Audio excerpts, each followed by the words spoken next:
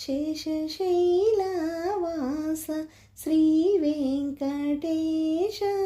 శయనించు మాయ్య Shri చిద్విలాస